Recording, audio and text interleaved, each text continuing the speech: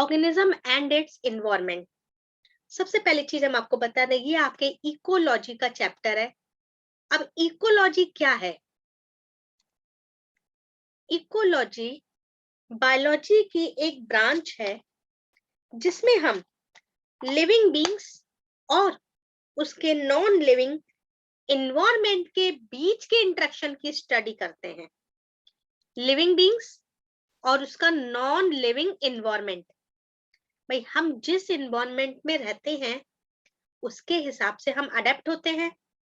तो ये आपके लिविंग बींग्स और हमारे नॉन लिविंग इन्वायरमेंट के बीच में कैसा इंटरेक्शन है, किस तरीके से हम उसके लिए अडेप्टेड हैं, तो ये इंटरेक्शन की स्टडी हम किसमें करेंगे? इकोलॉजी में। तो इकोलॉजी आपकी जो ब्रांच है, तो इसमें हम लिविंग बीइंग्स और उनके नॉन लिविंग फिजिकल इन्वायरमेंट के इंटरेक्शन की स्टडी करते हैं। अब हम अगर इकोलॉजी का ऑर्गेनाइजेशन लेवल पढ़ें,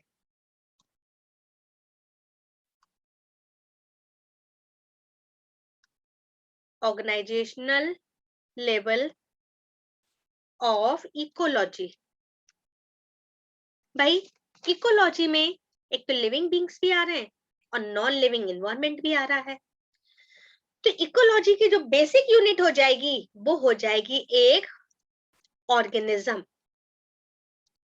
एक लिविंग ऑर्गेनिज्म, एक लिविंग एंटाइटी जो इंडिविजुअल सरवाइव कर रही है, वो एक ऑर्गेनिज्म कहलाएगा। तो ऑर्गेनिज्म आपकी इकोलॉजी की बेसिक यूनिट हो गई। तो एक सेल का ऑर्गेनिज्म भी एक लिविंग सेल भी एक आपके ऑर्गेनिज्म होगी, और हम लोग मल्टी सेलुलर ऑर्गेनिज्म भी ऑर्गेनिज्म कहलाएंगे। ठीक है, तो अमीबा भी एक ऑर्गेनिज्म हो गया। तो इस तरीके से इकोलॉजी की जो बेसिक यूनिट होगी वो क्या होगी? आपके ऑर्गेनिज्म। ठीक, देखिए एक जैसे ऑर्गेनिज्म पर्टिकुलर एरिया में और पर्टिकुलर टाइम में एक जैसे ऑर्गेनिज्म जब आपस में मिलते हैं तो इससे हम क्या कहते हैं? पॉपुलेशन। एक ही जैसे ऑर्गेनिज्म जब आपस में मिलते हैं तो उसे क्या कहेंगे? पॉपुलेशन। पॉपुलेशन में जिसमें एक ही स्पीशीज के मेंबर होंगे। एक ही स्पीशीज के मेंबर का मतलब जिसके मेंबर आपस में इंटरब्रीड कर सके, रिप्रोड्यूस कर सके, वो आपके एक ही स्पीशीज। तो एक पर्टिकुलर एरिया में एक ही स्पीशीज के जितने मेंबर हैं वो वहां की क्या कहलाएगी? पॉपुलेशन। तो एक ही स्पीशीज के मेंबर जो आपस में रिप्रोड्यूस करेंगे, अपने जैसे ही ऑफस्प्रिंग प्रोड्यूस करेंगे, तो एक ही पर्टिकुलर एरिया में एक ही स्पीशीज के मेंबर क्या कहलाएंगे? पॉपुलेशन। लेकिन क्या किसी एक इन्वायरमेंट में क्या एक ही टाइप की पॉपुलेशन हो सकती है? ऐसा तो पॉसिबल नहीं है कि हम कहें कि ग्वालियर रीजन में केवल ह्यूमन ही है, तो ऐसा नहीं है। डिफरेंट टाइप के एनिमल्स, डिफरेंट टाइप की बर्ड्स, प्लांट्स, इंसेक्ट्स, आपके जो है एक्वेटिक एनिमल, डिफरेंट टाइप के ऑर्गेनिज्म है। तो एक ही इन्वायरमेंट में ये आपके डिफरेंट टाइप के ऑर्गेनिज्म जो रहते हैं, तो ये डिफरेंट टाइप के ऑर्गेनिज्म जब आपस में इंटरेक्ट करते हैं तो ये पूरा कहलाएगा कम्युनिटी। एक ही पर्टिकुलर इन्वायरमेंट में जो डिफरेंट टाइप के ऑर्गेनिज्म सरवाइव कर रहे हैं एक साथ, वो मिलके आपस में क्या कहलाएंगे? कम्युनिटी। ठीक है, तो इस तरीके से ऑर्गेनिज्म और उसके इन्वायरमेंट, पर्टिकुलर एरिया का ऑर्गेनिज्म और उसका इन्वायरमेंट, ये आपस में मिलके बनाएंगे इकोसिस्टम। जैसे ये पर्टिकुलर एरिया है, इस पर्टिकुलर एरिया का ऑर्गेनिज्म और उसका इन्वायरमेंट, तो ये आपके पर्टिकुलर एरिया का क्या कहलाएगा? इकोसिस्टम। तो ऐसे तो कई टाइप के इकोसिस्टम जब आपस में मिलेंगे तो मैम वो कम्युनिटी में क्या होता है मैम? हाँ, मैम कम्युनिटी में क्या होता है मैम? पर्टिकुलर इन्वायरमेंट में जो डिफरेंट टाइप के ऑर्गेनिज्म प्रेजेंट है। अब जैसे कि हम ही यहाँ पे ह्यूमन भी है ग्वालियर में, काऊ भी है, डॉग भी है, डिफरेंट प्लांट भी है और डिफरेंट एनिमल भी है, बर्ड्स भी है, इंसेक्ट्स भी है, सब एक ही इन्वायरमेंट को शेयर कर रहे हैं ना। तो ये सब मिलके क्या कहलाएंगे? कम्युनिटी। ठीक, तो ये पर्टिकुलर एरिया का अगर हम लें तो एक इकोसिस्टम हो जाएगा। तो हमारी अर्थ पे तो डिफरेंट टाइप के इकोसिस्टम है। तो ये आपके एक लार्ज एरिया जिसमें हम कह सकते हैं कि वहां पे आपके एक मेजर वेजिटेशन है, मतलब ये कह लीजिए वहां का एक डेफिनेट क्लाइमेटिक जोन है, ये डेफिनेट एनवायरनमेंट है। वहां का डिफरेंट टाइप के फ्लोरा मतलब प्लांट्स हैं, डिफरेंट टाइप के फाउना मतलब एनिमल है। तो ये एक पर्टिकुलर एरिया क्लाइमेटिक जोन जहां पे अपने ही डिफरेंट टाइप का फ्लोरा और डिफरेंट टाइप का फाउना है, तो इस पर्टिकुलर जोन को हम कहेंगे बायोम। तो बायोम एक पर्टिकुलर जोन हो गया क्लाइमेटिक जोन जिसका अपना खुद का फ्लोरा होगा और खुद का फाउना। फ्लोरा मींस प्लांट और फाउना मींस एनिमल। तो ये क्या कहलाएगा आपके बायोम। ठीक है, तो ये आपके बायोम डिफरेंट टाइप के बायोम हो जाएंगे। जैसे ट्रॉपिकल रेन फॉरेस्ट अलग बायोम हो गया, डेजर्ट अलग बायोम हो गया, आपके जो है पोलर रीजन अलग बायोम हो गया। ठीक, तो ये सब ट्रॉपिकल रीजन अलग बायोम हो गया। तो अलग अलग तरीके के बायोम प्रेजेंट है। ठीक है, अब देखिए इकोलॉजिकल निच, ये क्या होता है?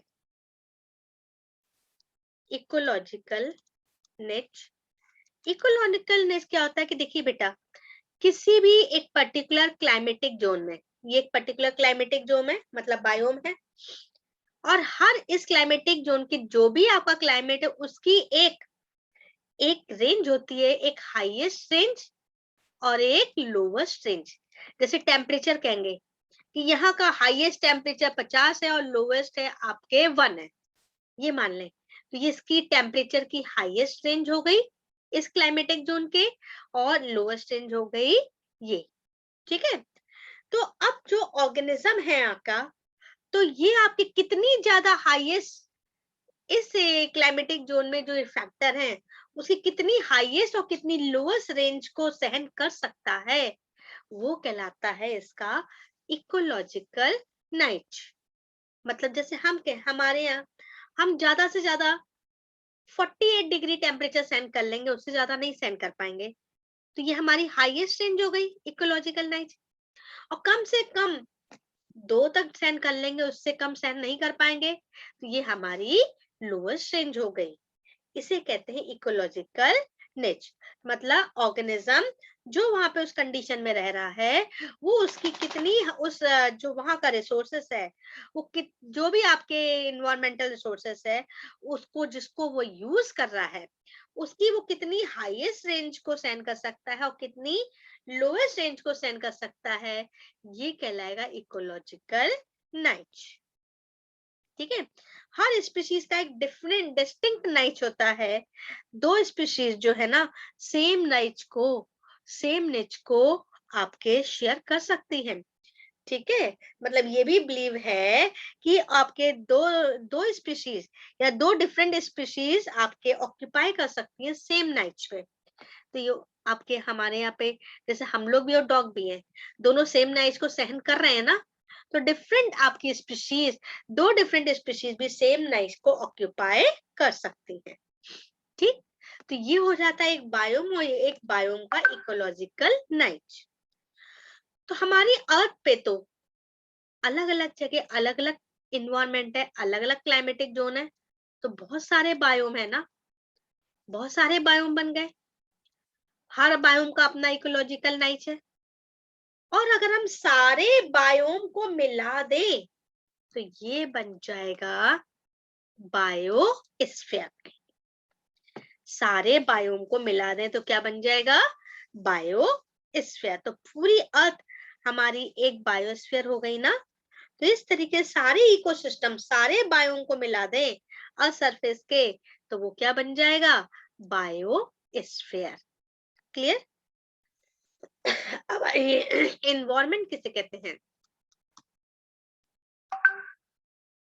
हम जिस जगह पे रह रहे हैं वहां के जो आपके आसपास के फैक्टर जो हमें अफेक्ट कर रहे हैं, हम जिस जगह पे रह रहे हैं वहां के आसपास के फैक्टर जो हमें अफेक्ट कर रहे हैं वो कहलाएंगे हमारा इन्वायरमेंट, वो हमारा इन्वायरमेंट कहलाएंगे। जैसे हमारे इन्वायरमेंट में लिविंग फैक्टर भी आ रहे हैं, नॉन लिविंग। जैसे मान लीजिए टेम्परेचर, प्रेशर, आपकी ह्यूमिडिटी, सनलाइट, वाटर, ये सब हमारे इन्वायरमेंट में आ रहे हैं ना। इसी तरीके से डिफरेंट टाइप के ऑर्गेनिज्म, लिविंग बींग्स भी हमारे इन्वायरमेंट में आ रहे हैं जिनसे हम अफेक्टेड हैं। मच्छर हमें काट रहा है तो हम अफेक्टेड हुए ना। डिफरेंट प्लांट है, डिफरेंट दूसरे लिविंग बींग्स है जो हमें यूजफुल और हार्मफुल इफेक्ट दे रहे हैं। ये सब कुछ मिला के कहलाता है हमारा इन्वायरमेंट। ठीक है, तो इन्वायरमेंट टोटल सम वो सभी एक्सटर्नल जो है आपके एक्सटर्नल आपके कैरेक्टर कंडीशन हो जाएगी जो हमें अफेक्ट कर रही है, वो हम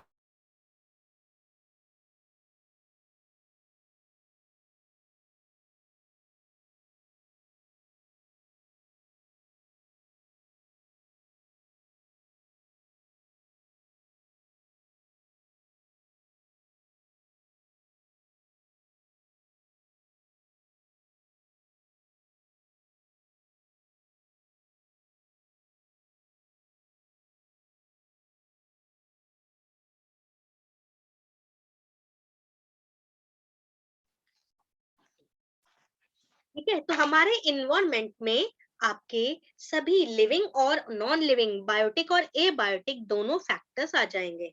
ठीक है, उस इन्वायरमेंट में हम ऑर्गेनिज्म जो है सरवाइव कर रहे हैं, तो वो हमारा इन्वायरमेंट कहला रहा है। जो हमें आसपास का वो सभी पार्ट जो हमें अफेक्ट कर रहा है, जिसमें बायोटिक मतलब लिविंग और एबायोटिक मतलब नॉन लिविंग दोनों फैक्टर आ रहे हैं।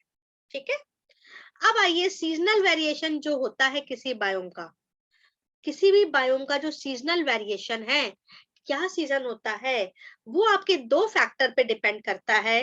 वो आपके दो फैक्टर है, एक आपके एनुअल प्रेसिपिटेशन और दूसरा हो जाएगा टेम्परेचर।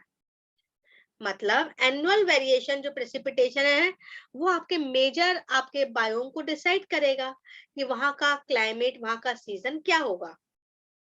ठीक है, तो बायोम्स आपके जो आपके बनता है, तो वो आपके वहां का जो इन्वायरमेंट है उसको आपके डिटरमिन करने वाले दो फैक्टर हैं। एक तो आपके क्या एनुअल प्रेसिपिटेशन और दूसरा हमारा क्या आ जाएगा टेम्परेचर। ठीक है, और दूसरी annual variation in light intensity, temperature और एनुअल प्रेसिपिटेशन। भाई लाइट भी ले लें, लाइट की इंटेंसिटी क्या है, एनुअल प्रेसिपिटेशन मतलब रेनफॉल कितना है, एनुअल टेम्परेचर मतलब वहां का टेम्परेचर कितना रहता है। ये सारी चीजें ही किसी भी जगह का इन्वायरमेंट मतलब सीजन डिसाइड करती है। ठीक, अच्छा ये इकोसिस्टम के कंपोनेंट पढ़े तो हमने आपको बताया इकोसिस्टम के दो कंपोनेंट है, एक लिविंग और दूसरा नॉन लिविंग। लिविंग कंपोनेंट को हम कहते हैं बायोटिक कंपोनेंट और नॉन लिविंग कंपोनेंट को हम कहते हैं एबायोटिक कंपोनेंट। तो सबसे पहले चलते हैं एबायोटिक कंपोनेंट जो कि आपके नॉन लिविंग कंपोनेंट हैं। जो देखिए एबायोटिक इकोसिस्टम के दो कंपोनेंट, एक हो जाएगा बायोटिक और दूसरा एबायोटिक। तो एबायोटिक मतलब नॉन लिविंग कंपोनेंट और बायोटिक मतलब लिविंग कंपोनेंट। तो सबसे पहले चलते हैं एबायोटिक मतलब non living component. Non living component जो हमारे क्लाइमेट में प्रेजेंट हैं और हमारी लाइफ को अफेक्ट करते हैं, लिविंग बींग्स को अफेक्ट करते हैं, वो आपके एबायोटिक कंपोनेंट कहलाएंगे आपके। और जो लिविंग कंपोनेंट अफेक्ट करते हैं वो बायोटिक कंपोनेंट कहलाएंगे। तो सबसे पहले एबायोटिक कंपोनेंट में आ जाइए टेम्परेचर, डिग्री ऑफ हॉटनेस और कोल्डनेस। डिग्री ऑफ हॉटनेस और कोल्डनेस को हम कहते हैं टेम्परेचर। ठीक है, अब अगर अपन अर्थ को देखें, अर्थ हमारी एक ऑरेंज संतरे की जैसी है, पोल पे चपटी है। इसके बीच में ये होती है 0 डिग्री एक्सिस पे इक्वेटर लाइन, और इक्वेटर लाइन पे सन की सीधी रेज आती है। चूंकि हमारी 23 डिग्री एक्सिस पे टिल्ट है, झुकी है, इस तरीके से झुकी है, तो धीमे धीमे ये लाइट तिरछी होती जाएंगी ऊपर जाने पे, और झुकी होने के कारण 6 महीने एक पोल पे लाइट पहुंचेगी, और जब ये घूम के इधर आ जाएगा तो 6 महीने के बाद दूसरे पोल पे लाइट पहुंचती है। अगर हम इक्वेटर से पोल की तरफ चलें तो डिग्री ऑफ हॉटनेस कम होती चली जाएगी। क्यों? क्योंकि यहाँ पे इक्वेटर लाइन पे तो ये सन की रेज सीधी पड़ रही हैं, फिर जैसे जैसे ऊपर चलेंगे ये तिरछी होती चली जाएंगी, और यहाँ पे आपके हॉटनेस आती चली जाएगी, सॉरी कोल्डनेस आती चली जाएगी। क्यों? क्योंकि टेम्परेचर, ये लाइट कम जाएगी, टेम्परेचर कम होगा तो ठंडा बढ़ता चला जाएगा। ठीक है, तो इस तरीके से आपके टेम्परेचर हमारी अर्थ पे इस तरीके से वेरी करता है। इक्वेटर से पोल पे जाने पे टेम्परेचर घटता जाता है, पोल पे आके तो 0 से भी नीचे पहुंच जाता है। ठीक है, तो अब देखिए जो organism high range of temperature को सहन कर सकते हैं, मतलब ज्यादा से ज्यादा और कम से कम अगर टेम्परेचर चेंज हो रहा है तो हाई रेंज ऑफ टेम्परेचर को सहन कर सकते हैं, वो कहलाते हैं यूरीथर्मल। यूरीथर्मल। पर जो ऑर्गेनिज्म हाई रेंज को सहन नहीं कर पाते, नैरो रेंज में ही सरवाइव कर सकते हैं, वो कहलाएंगे स्टेनोथर्मल। वो कहलाएंगे स्टेनोथर्मल। जो हाई रेंज ऑफ टेम्परेचर को सहन कर सके वो यूरीथर्मल, और जो लोएस्ट रेंज ऑफ टेम्परेचर को सहन कर सके वो क्या कहलाएगा? हाइलोथर्मल, सॉरी स्टेनोथर्मल। स्टेनोथर्मल। तो इस तरीके से ये आपके ऑर्गेनिज्म हो जाएंगे। अब देखिए यूरीथर्मल है, जो वाइड रेंज ऑफ टेम्परेचर को सहन कर सकते हैं, वो आपके होमोथर्मी ऑर्गेनिज्म होते हैं। होमोथर्मी या वार्म ब्लडेड एनिमल होते हैं। अब देखिए हम लोग ये होमोथर्मी है, जिनकी बॉडी का टेम्परेचर किसी भी इन्वायरमेंट के हिसाब से चेंज ना हो, जिनकी बॉडी का टेम्परेचर किसी भी इन्वायरमेंट के हिसाब से चेंज ना हो, तो उसे हम कहते हैं आपके होमोथर्मी। हमेशा हर इन्वायरमेंट में वो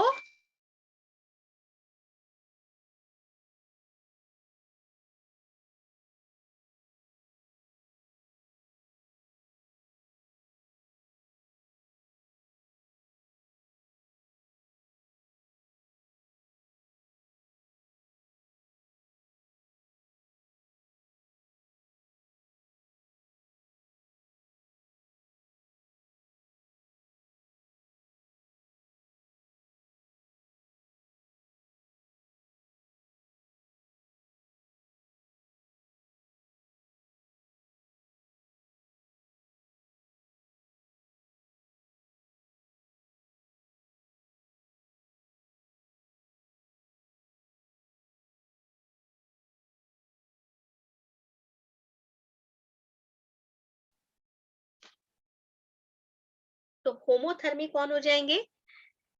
होमोथर्मी आपके जिन जिन ऑर्गेनिज्म का जो है टेम्परेचर हमेशा कांस्टेंट रहता है, मतलब इन्वायरमेंट के हिसाब से चेंज नहीं होता, उसे हम कहते हैं होमोथर्मी वार्म ब्लडेड। जैसे कि हम ही लोग हैं, अगर बाहर का टेम्परेचर 0 जा रहा है तो हमारी बॉडी का तो नहीं जाएगा ना 0, वो हमारा कांस्टेंट रहेगा 37 डिग्री पे। बाहर का 50 हो रहा है तो हमारी बॉडी का तो कांस्टेंट रहेगा।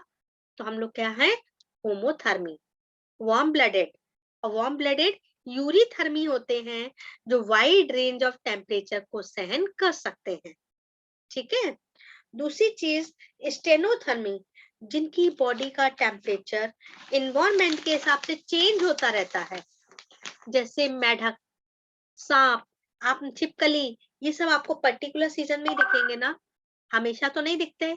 तो ये सारे ऑर्गेनिज्म जिनकी बॉडी का टेम्परेचर इन्वायरमेंट के हिसाब से चेंज होता रहता है, उसे हम कहते हैं आपके कोल्ड ब्लडेड एनिमल या हेट्रोथर्म। कोल्ड ब्लडेड या हेट्रोथर्म्स या पोक्लियोथर्म्स। पोक्लियोथर्म्स। तो इस तरीके से ये आपके जो है कोल्ड ब्लडेड, हेट्रोथर्म्स या पोक्लियोथर्म्स, इनकी बॉडी का टेम्परेचर इन्वायरमेंट के हिसाब से चेंज होता रहता है, कभी कांस्टेंट नहीं रहता। अगर बाहर का 0 होगा तो इनका भी 0 होगा, बाहर का 50 तो इनका भी 50। तो ऐसे में अगर हर मौसम में ये बाहर आएंगे तो मर जाएंगे। इसीलिए ये हर मौसम में, हर सीजन में बाहर नहीं आते। जब बाहर का टेम्परेचर इनके अकॉर्डिंग होता है, सही होता है, तभी ये बाहर आएंगे। अदरवाइज अपने बिलों में छुप के ये हाइबरनेशन या आपके एस्टिवेशन शो करते हैं, रेस्टिंग पीरियड शो करते हैं। ठीक है, इसे कहते हैं हाइबरनेशन और एस्टिवेशन। क्लियर? तो इस तरीके से सांप, छिपकली, मेढक ये आपको हर सीजन में बाहर नहीं दिखेंगे, ये आपको केवल बारिश के दिनों में दिखते हैं बाहर मेनली। इसलिए हर सीजन में बाहर नहीं आ पाते। क्यों? क्योंकि ये कोल्ड ब्लडेड एनिमल है। ठीक, अब देखिए रेगुलेटर्स किन्हें कहते हैं? जो ऑर्गेनिज्म अपने इंटरनल इन्वायरमेंट को बैलेंस कर सके, अपने अंदर होमोस्टेसिस बना सके। होमोस्टेसिस का मतलब इंटरनल इन्वायरमेंट को बैलेंस कर सके, वो रेगुलेटर कहलाते हैं। और जो नहीं कर पाते, कन्फर्मर्स कहलाएंगे। जो ऑर्गेनिज्म इंटरनल इन्वायरमेंट को बैलेंस कर सके, मतलब होमोस्टेसिस मेंटेन कर सके, होमोस्टेसिस मेंटेन कर सके, वो रेगुलेटर। और जो नहीं कर पाते, कन्फर्मर। हम लोग रेगुलेटर हैं, हम लोग अपनी बॉडी के टेम्परेचर को मेंटेन कर लेते हैं, अपना मिनरल्स, वाटर, ये सब मेंटेन कर लेते हैं। तो हम लोग कौन है? रेगुलेटर। और जो नहीं कर पाते, रेप्टाइल्स मतलब सांप वगैरह, एम्फीबियंस मतलब मेढक वगैरह, तो ये सब आपके क्या कहलाएंगे? कन्फर्मर्स। क्लियर? तो ये होते हैं रेगुलेटर और कन्फर्मर्स। अब देखिए टेम्परेचर के लिए क्या क्या अडेप्टेशन है। अडेप्टेशन ऑफ टेम्परेचर, तो बढ़ते या घटते टेम्परेचर के लिए क्या क्या अडेप्टेशन है? सबसे पहली चीज, जिनकी बॉडी का टेम्परेचर कांस्टेंट रहता है। किस तरीके से कांस्टेंट रखते हैं आपके? हम लोग होमोथर्मी है। होमोथर्मी इसीलिए कि हमारी बॉडी का टेम्परेचर कांस्टेंट है। इसके लिए हमारी स्किन के नीचे फैट होता है, एक फैटी लेयर होती है। स्किन के नीचे एक फैट की बनी लेयर है, सबक्यूटेनियस फैट होता है। ठीक है, जो हमारी बॉडी में इंसुलेटिंग मटेरियल का काम करेगा, हमारे अंदर की हीट को बाहर निकलने से, लॉस होने से रोकेगा। ठीक है, तो इसीलिए हमारी बॉडी का टेम्परेचर मेंटेन रहता है। आपने देखा होगा मोटे लोगों को ज्यादा गर्मी लगती है, क्योंकि उनके अंदर फैट की लेयर ज्यादा है, और ये फैट इंसुलेटिंग मटेरियल का काम करेगा, अंदर की हीट को लॉस होने से बचाएगा। तभी हम लोग वार्म ब्लडेड एनिमल हैं। ठीक है, मैम लेयर का नाम? सबक्यूटेनियस नीचे लेयर होती है बेटा, ये हमारी एडिपोज टिश्यू की बनी लेयर है, हाइपोडर्मिस कहते हैं। तो ये हमारे अंदर इंसुलेटिंग मटेरियल का काम करती है। स्किन के नीचे फैट की बनी लेयर है एडिपोज टिश्यू की। ठीक है, अब लेकिन जिनकी बॉडी में नहीं है, जिनकी बॉडी का टेम्परेचर मेंटेन नहीं रहता, कोल्ड ब्लडेड एनिमल, तो वो हर सीजन को कैसे कोप अप करते हैं वो देखते हैं। क्योंकि वो हर सीजन में तो बाहर नहीं आ सकते, तो किस तरीके से अपने आप को अडेप्ट करते हैं? पहला है हाइबरनेशन।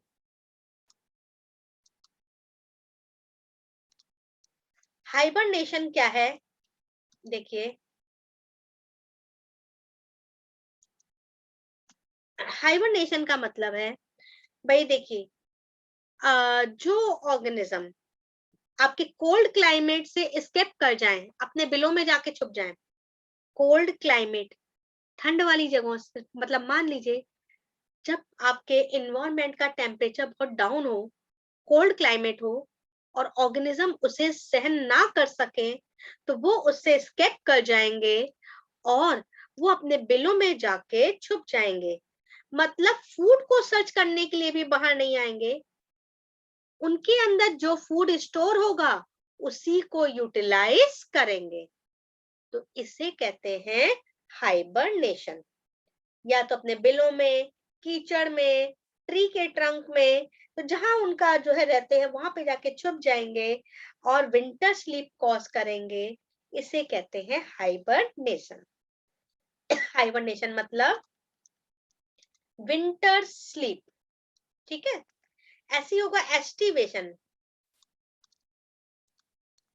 मतलब समर स्लीप। समर स्लीप जो ज्यादा गर्मी सहन नहीं कर पाएंगे, काफी हाई टेम्परेचर, तो भी अपने बिलों में जाके छुप जाएंगे, उसे कहेंगे समर स्लीप या एस्टिवेशन, ठीक है। तो इस तरीके से टेम्परेचर को कोप अप करेंगे। फिर होता है माइग्रेशन।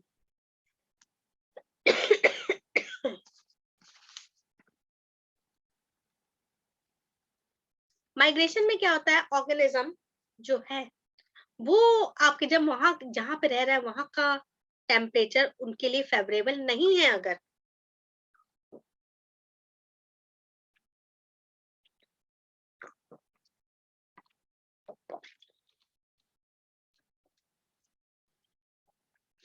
अगर वो टेम्परेचर उनके लिए फेवरेबल नहीं है, तो वो उस जगह से माइग्रेट करके दूसरी जगह चले जाएंगे जहां का टेम्परेचर उनके लिए फेवरेबल होगा।